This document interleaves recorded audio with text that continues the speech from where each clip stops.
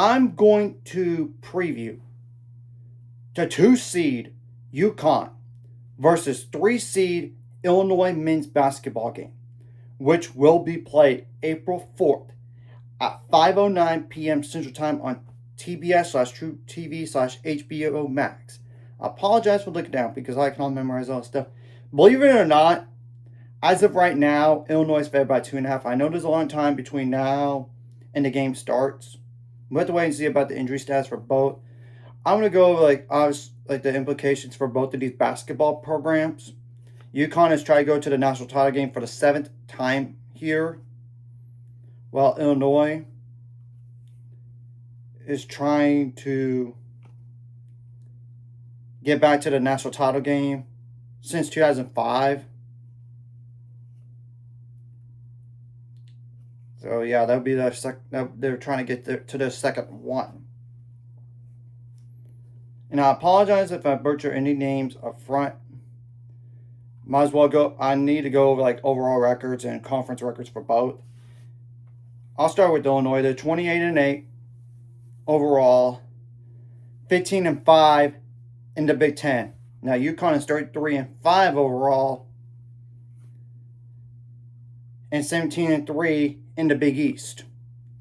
And I'm going to start with Illinois on the lower side of things first, on players to keep an eye on. And I'm not going to go over all the players, obviously. I'm more going over like rotation guys at worst. And this is besides starters. Okay, the first player to keep an eye on for Illinois is King Wagler, number 23, 6'6", 180-pound guard as a freshman. 17.9 points per game, 5 rebounds per game, 4.3 assists per game, 1.8 turnovers per game, 0.9 steals per game, 1.9 fouls per game, 40.7% on threes on 290 attempts, 79.6% on free throws on 211 attempts. There's Andres Stojakovic, number 2, 6'7", 205-pound guard as a junior, 13.6 points per game, 4.4 rebounds per game, 1.3 turnovers per game, 1.4 fouls per game, 24.4% on threes on 82 attempts, 82.3% on free throws on 124 attempts. There's David Markovic, number 0, 6'9", 255-pound forward as a freshman. 13.5 points per game, 8.1 rebounds per game, 2.6 assists per game, 1.9 turnovers per game, 2 fouls per game, 37.6% on threes on 200, just on like 149 attempts, not over like 200 attempts, by the way. 76.1% on free throws on 109 attempts. There's Kylan Boswell, number 4, 6'2", 205-pound guard as a senior, 12.5 points per game, 3.9 rebounds per game, 3.1 assists per game, 1.1 turnovers per game, 0.8 steals per game, 2.1 fouls per game, 31% on threes on 113 attempts, 77.3% on free throws on 110 attempts. There's Tomislav Ivisic, number 13, 7'1", 255-pound center as a junior, 10.2 points per game, 5.6 rebounds per game, 1.3 turnovers per game, 0.6 blocks per game, 1.9 fouls per game, 31.4% on threes on 153 attempts, 75% on free throws on 48 attempts. And there's his brother, Zenomir Ivisic, number 44, 7'2", 245-pound center that is a junior, 6.6 points per game, 4.6 rebounds per game, 2 blocks per game, 1.3 fouls per game, 28.3% on threes on 99 attempts, 69.2% on free throws on 52 attempts. There's Ben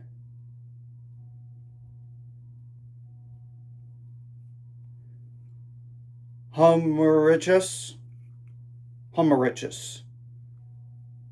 number 3, a 6'9", 255-pound forward that is a senior, 5.9 points per game, 3.9 rebounds per game, 0.6 blocks per game, 1.2 fouls per game, 36.1% on threes on 155 attempts, 79.2% on free throws on 24 attempts.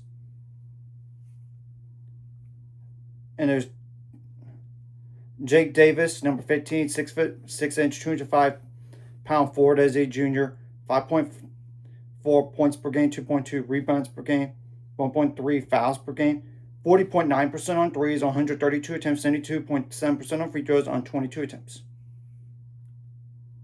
Okay, I think that's pretty much all the players you really need to know for Illinois. Now for UConn.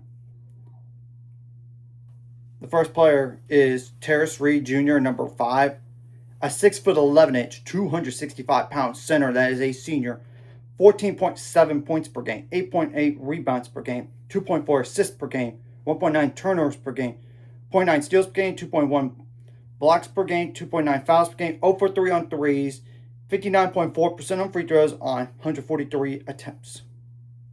There's Alex Caravan, number 11, 6'8", 230-pound forward as a senior, 13.2 points per game, 5.2 rebounds per game, 2.3 assists per game, 1.1 turnovers per game, 0.8 steals per game, 0.8 blocks per game, 2.1 fouls per game, 38.6% on threes on 189 attempts, 85.3% on free throws on 75 attempts. The solo ball, number 1, 6'4", 200-pound guard as a junior, 12.9 points per game, 3.2 rebounds per game, 1.2 turnovers per game, 1.8 fouls per game, 29.2% on threes on 243 attempts, 85.2% on free throws on 115 attempts. There's Silas Demery Jr., number 2, 6'4", 195-pound guard as a junior, 10.4 points per game, 4.5 rebounds per game, 5.9 assists per game, 2.3 turnovers per game, 1.6 steals per game, 2.5 fouls per game, 40.5% on threes on 84 attempts, 80.5% on free throws on 133 attempts. Okay, the next player is Eric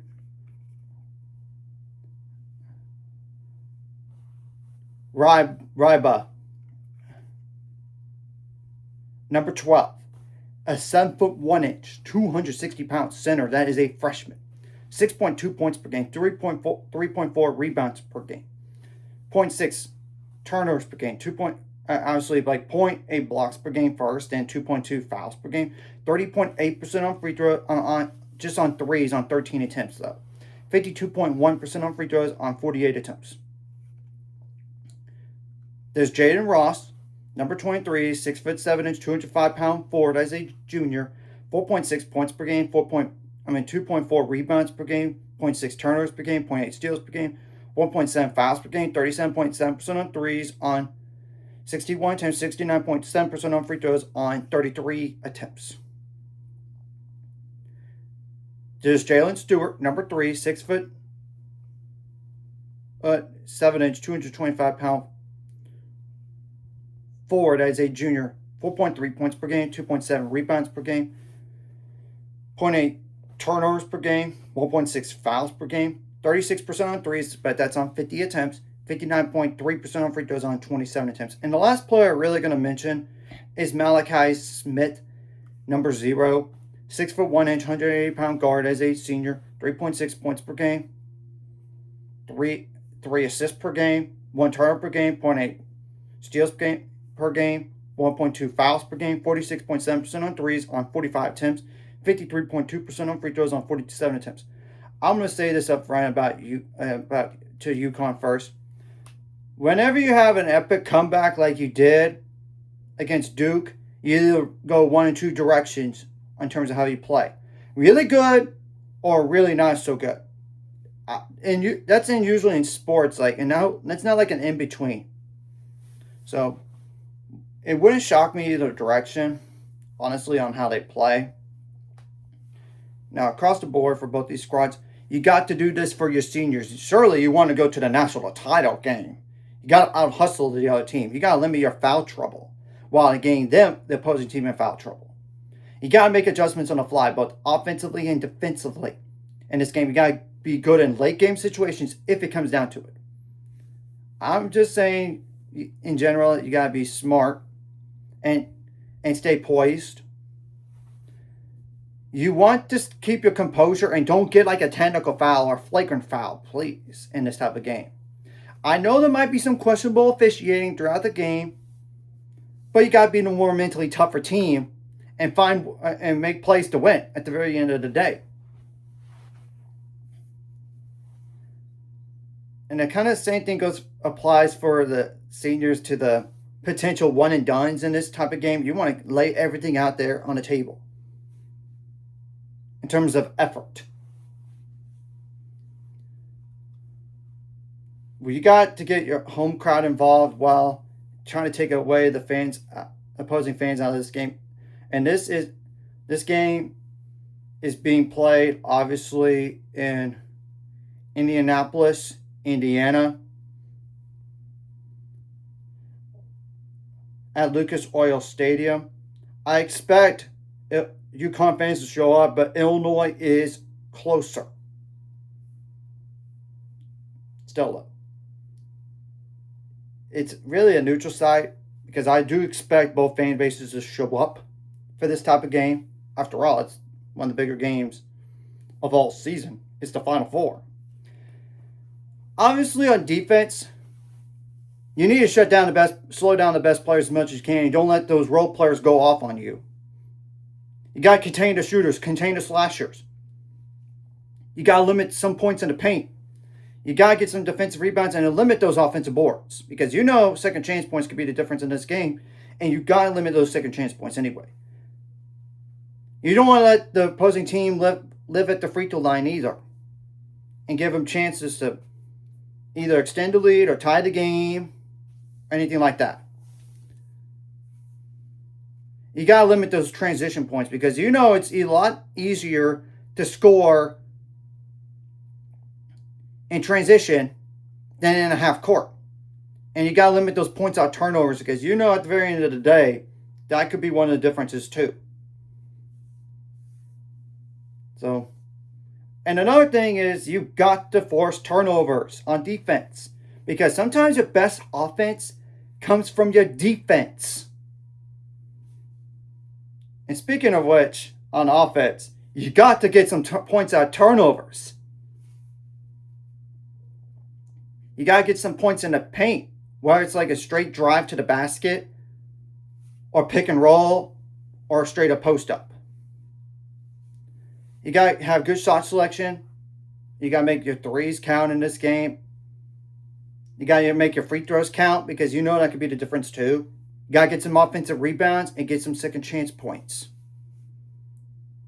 You got to have your best players step up in this type of game while your role players need to step up too in case one of your better players is not playing as well. And because you know that could be the unsung heroes to go further in the NCAA tournament. And one last thing I'm going to mention and honestly, you need to take care of the ball too. One more thing to say across the board before finishing this preview here. Whatever you did right last game, you got to bring in this game. Whatever you did wrong last game, you got to correct. Or else it might cost you a chance at the national title game. Or flat out, get to the game and win it, potentially.